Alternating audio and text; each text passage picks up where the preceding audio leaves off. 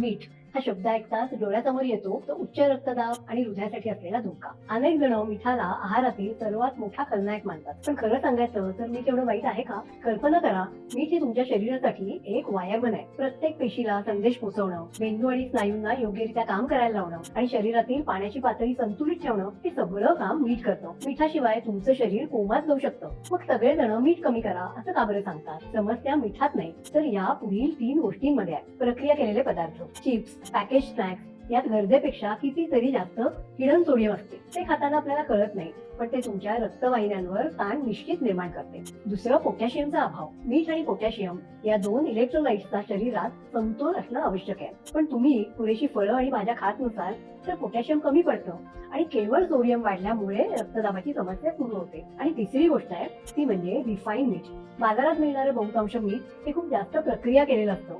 यातून आवश्यक असलेले नैसर्गिक खनिजे काढून टाकली जातात. त्यामुळे लक्षात घ्या, मीठ आपल्या जीवनाचा आधार आहे.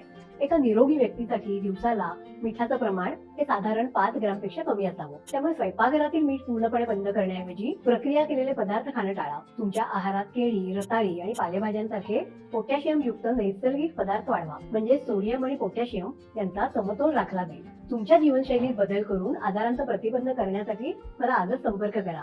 आणि हा व्हिडिओ आवडला असेल तर लाईक करा आणि जास्तीत जास्त जणांना शेअर करा.